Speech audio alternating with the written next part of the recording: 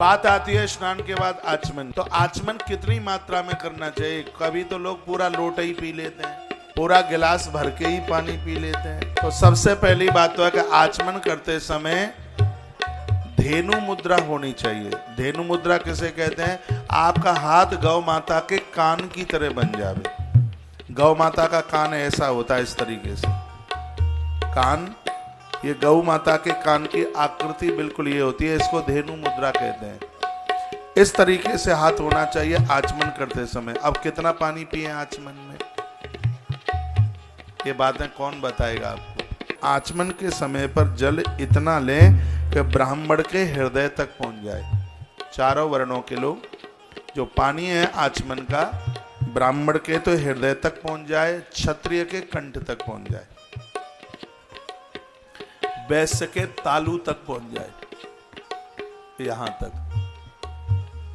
और कनिष्ठ वर्ण के लिए कंसेशन ज्यादा है भगवान के दरबार में, उसके तो जल सिर्फ जिब्या पर ही लग जाए, जिब्या कोई छू ले तो उसको आचमन का संपूर्ण फल प्राप्त हो जाता है। ब्राह्मण के जब तक हृदय तक, यहां तक पानी नहीं पहुंचेगा तब तक उसे शुद्धि नहीं है। ब्राह्मण को पानी यहां तक पहुंचे, छाती तक, हृदय तक, तब उसको शुद्धि मिलेगी पूजा में। और क्षत्रिय को यहां तक पहुंचे तब शुद्धि मिलेगी, यहां तक। और वैश्य को यहां तक पहुंचे, और कनिष्ठ को बस इसके ऊपर बूंद गिर जाए, शुद्ध हो गया, पवित्र हो गया।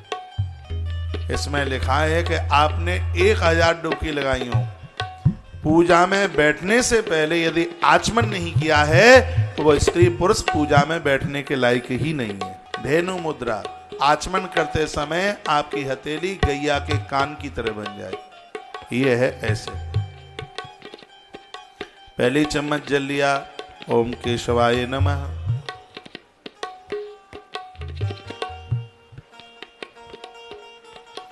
केशवाय नमः,